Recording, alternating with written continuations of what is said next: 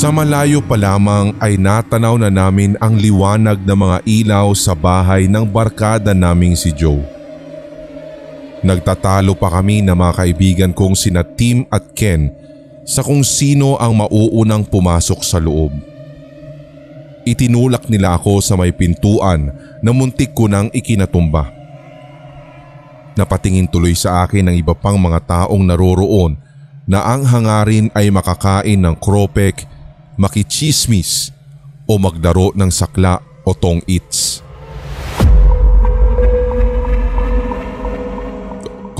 Condolence po. Sabi ko sa nanay ni Joe na si Tia Loring na namumugto ang mga mata sa tabi ng kabaong ng namayapang asawa. Tumango lamang siya. Nakita naming si Joe ang naghahain ng kape at biskwit. Tulad ng ina ay ganoon din ang itsura nito. Banaag sa kanyang muka ang matinding kalungkutan. Niyakap namin siya at pinaupo kami. Nagsimula siyang umiyak. Alam ko ang nararamdaman niyang sakit na mawalan ng mahal sa buhay. Ganon din naman ako nung iwan kami ng lola ko. Gusto naming maging magaan ang kalooban niya. Wala na. Wala na ang tatay ko. Sabi niya sa pagitan ng mga pagluha niya. Ano ba talaga ang buong kwento? Nung isang araw kasi, natatandaan ko na nakasalubong pa namin ni Ken si Mang Carding doon sa may panaderya. Tanong ni Tim. Na-aksidente daw eh. Sagasaan tapos naipit daw yung katawan sa pagitan ng jeep. Tsaka doon sa isang shed. Halos maputol nga yung katawan ng tatay ko nung maiahon nila sa aksidente. Sagot ni Joe. Hindi kami nakapagsalita. Pero inaasahan ko na eh. Inaasahan ko na may mangyayari talaga sa kanya. Bigla ang bulalas ni Joe. Napatingin kaming tatlo sa kanya. Sabay-sabay pang nagtanong ng, "Ha? Bakit naman?" Marami sila roon sa shade house nung mangyari yung aksidente. Makakasama niya sa sabong pero siya lang ang hindi nakaligtas eh. Talaga? Baka naman dahil mabilis na nakaalis yung mga kasama niya nung makitang paparating na yung jeep? Suwestiyon ko. Pero imposible eh. Mabilis yung reflex ni tatay. Yung mga kasama niya wala man lang kahit isang galos. Sabi nung isang kaibigan niya roon na nakaligtas. Nung nagtatakbuhan na sila, nakita pa niya si tatay. Nakaupo lang daw. Tapos parang walang kaalam-alam sa paparating na jeep na raragasa sa kanya. Baka malamang hindi talaga niya alam o hindi niya nakita. Hindi. Imposible talaga eh. Wika niya at tumingin sa paligid bago bumulong sa amin. Sa tingin ko, sinundan siya ni kamatayan. O lang kung sino mang gusto na siyang mawala dito sa mundo. Ha? Sinundan? Teka, ano ibig mo sabihin? Naging magagalitin si tatay kahit hindi naman siya ganun dati. Basta minsan nga, basta lang siya sumisigaw. Nagugulat na lang tuloy kami ni nanay. Kapag tinatanong naman siya kung anong nangyayari, basta may nararamdaman daw siya. Akala ko nga nung una, yung high blood lang yung tinutukoy niya pero biglang nagkwento si tatay sa akin. Nakakaramdam daw siya na parang may lagi nakasunod sa kanya kahit saan siya pumunta. Baka epekto lang yun nung high blood niya. Kapag ganun, di ba, mabigat naman talaga yung pakiramdam? No, hindi lang ganun yung team. Yung araw bago ang aksidente, sabi ng kapatid ko, nakita niya raw na walang ulo si tatay nung palabas ito ng banyo. Siyempre kinilabutan kaming lahat dun. Totoo? Di ba may kasabihan na kapag ganun daw, may mangyayaring masama sa isang tao? Oo nga, ganun na nga yun. Hindi lang yun eh. Eto pa, napanaginipan daw niya ang isang lalaki na kaitim. Pilit daw siyang isinasama sa isang madilim na lagusan pero ayaw niya. Hanggang sa magising siya. Nakwento pa nga ng tatay ko na marami na rin siyang napapanaginipan na kumpul ng mga tao. Pero tila nabubulok yung mga katawan ng mga yun, tapos lumalabas daw sa mga butas ng katawan nila yung mga uod. Iba't iba pa daw yung mga laki nito. Napatingin kami sa kabaong sa may hindi kalayuan. Baka nga talaga may sumundo na sa tatay mo. Idinahilan lang yung aksidente. Nang matapos ang pag-uusap ay nagtatalo na naman kami kung sisilip sa patay. Takot kasi si Tim, lalong-lalo na ang pagsilip ng patay sa loob ng kabaong, kaya kami na lamang ni Ken ang tumingin. Magaling yung nag-makeup kay Mang Karding dahil hindi masyadong halata yung mga tahi sa mukha niya. Sabi kasi nila, halos hindi na daw makilala nang iahon siya sa wreckage. Muntik pa nga raw maputol ang ulo nito. Pero medyo natakot ako nang makita ko ang mukha ng patay. Kung yung iba ay parang natutulog lang, yung kay Mang Karding ay hindi. Animoy dumanas ng matinding hirap bago mawala ng buhay. Naalala ko tuloy noong high school kami dahil hindi sinasadyang napilayan namin ng pangsabong niyang manok.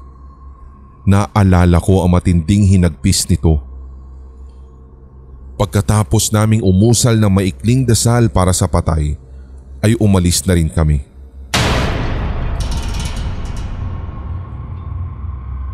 Habang naglalakad ay napag-usapan namin ng mga pamahiin tungkol sa mga patay. Si Tim ay nakikinig lang sa aming usapan. Tila walang alam sa mga ganoong kasabihan ng mga matatanda. Pag-uumpisa ni Ken. Wala akong napansin na mga sisiw sa ibabaw ng kabaong ni Mang Karding. Pansin niyo ba? Bakit naman sila maglalagay nun? Di ba para lang sa mga ni-rape o kaya mga napatay talaga yun? Si Mang Karding kasi namatay sa aksidente.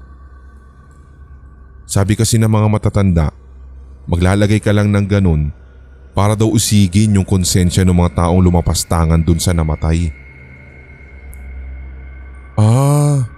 Yun pala yun. Ang alam ko rin kapag ilalabas na yung patay mula sa loob ng bahay, dapat una daw lagi ang ulo at bawal mauntog sa hamba ng pinto para walang sumunod na mamatay. Tsaka isa pa, ang alam ko niyan ay kapag ililibing na yung patay, dapat hindi ka hahabol kung nasa sementeryo na. Sabi ko. Pareho lang yun na ganun yung kahihinatnan kapag hindi nasunod yung pamahiin. Ilang minuto pa ay biglang lumiko si Tim sa direksyon ng bahay nila. Tanong ko tuloy, "Uy, saan ka pupunta?" "Gagi, malamang uuwi na. Hating gabi na kaya." Loko, wag kang uuwi agad. Di ka pwedeng umuwi ng ganyan." Bakit? Inaantok na kaya ako. Gagi, hindi mo ba alam na kapag galing ka sa lamay, dapat sa ibang lugar ka muna pupunta para maidigaw mo yung espiritu ng patay na pinuntahan mo? Ang sabi-sabi kasi, sumusunod daw yun. Oo, pagpag yung tawag dun. Really? I doubt. Well, marami namang bumisita kay Mang Karding eh. Malamang malilito na siya kung kanino siya dapat sumunod, di ba? Pabirong sabi ni Tim bago magpaalam. Kami ni Ken ay nagtungo muna sa isang convenience store para magpalamig. Maalinsangan kasi ang panahon ng gabing yun. Kinabukasan ay nakipagkita si Tim sa amin at may sasabihin daw siya. Uy, alam nyo ba? Hindi naman talaga ako naniniwala sa mga pamahiin, di ba? Pero kagabi kasi parang ayaw niyang ituloy ang sasabihin. Hindi ko alam kung anong kilabot yung nangyari pero hinila niya kami sa isang sulok. Halatang ayaw iparinig sa ibang mga dumaraan ang gustong ikwento. Ganito kasi, naisip kong mag-shower muna bago matulog kasi nga sobrang init kagabi, di ba? Pero pagpasok ko pa lang sa bahay, sobrang lamig. Parang naka-air conditioner yung loob pero alam naman nating wala naman kaming ganun. Nagtaka ako pero di ko na masyadong pinansin. Kaya hindi na rin ako nag-shower. Pero mas malamig yung pagpasok ko sa kwarto tapos nung nakahiga na ako, alam mo ba may naramdaman akong malamig na humaplos sa paa ko? Pagbangon ko, wala namang kahit na sinong nandoon. Pero ito pa yung mas kinakilabot ko. Nakaamoy ako ng amoy bulaklak. As in matapang yung halimuyak ng bulaklak na yun. Hinanap ko nga kung saan pero talagang nanggagaling sa kwarto ko eh. Matapos nun, amoy kandila naman. Tulad nung naamoy ko pagpunta sa lamay ni Mang Karding. Kaya yun, natakot na ako kaya lumabas na rin ako. Bigla na rin kasing namatay yung ilaw sa loob ng kwarto ko kahit hindi ko naman siniswitch off. Tapos hindi lang yun. Nakarinig din ako ng mga yabag. Imposible naman mangyari yun kasi ako lang yung tao sa bahay kagabi. Tumalon na lang tuloy ako sa kama tas nagtaklob ako ng kumot. Akala ko sa labas ng kwarto nanggagaling yung mga yabag. Pero hindi. Nasa loob ng kwarto ko. Tumakbo tuloy ako palabas papunta kina Kuya Arman doon sa kabilang bahay. Doon ako nagpalipas ng gabi dahil talagang takot na takot ako. Mahabang salaysay niya. Sa tingin mo sinundan ka nga ni Mang Karding? Tanong ni Kim. Hindi ko nga alam. Pero takot na takot ako kagabi. Hindi pa nga ako pumupunta ng kwarto ko dahil hanggang ngayon natatakot pa rin ako.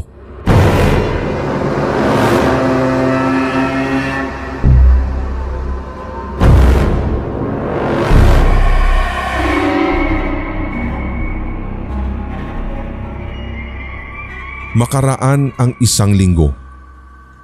Matapos ang libing ng tatay ni Joe, ay ito naman ang nagkwento sa amin.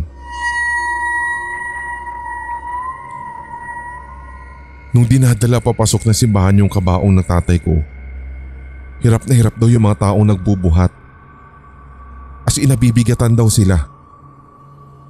May iba na nga tumulong para lang madala sa unahan yung kabaong. Sabi daw nung ibang mga matatanda, baka raw yung mga espiritu yun. Sort of welcoming new member in the spirit world, parang ganun. Doon ko biglang naisip na wala namang masama kung susundin ang mga pamahiin dahil wala namang mawawala. Mas mabuti na yung sigurado tayo dahil nakakatakot kapag dinalaw ka ng mga taong namayapa na.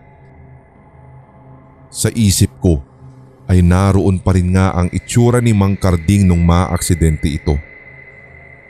Halos maputol ang katawan at ulo.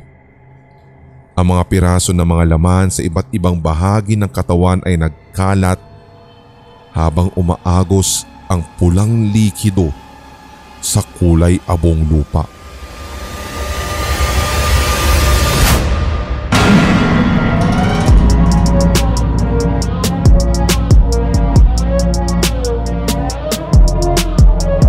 Kung nagustuhan mo ang kwentong katatakutan na ito, hit like, leave a comment at i-share ang ating episode sa inyong social media. Suportahan ang ating writer sa pamamagitan ng pag-follow sa kanyang social media. Check the links sa description section. Don't forget to hit that subscribe button at ang notification bell for more Tagalog horror stories, series, and new segments. Suportahan din ang ating mga brother channels, ang Sindak Short Stories for more one-shot Tagalog horrors. Gayon din ang Hilakbot Haunted History for a weekly dose of strange facts and hunting histories. Hanggang sa susunod na kwentuhan, maraming salamat mga Solid HTV Positive!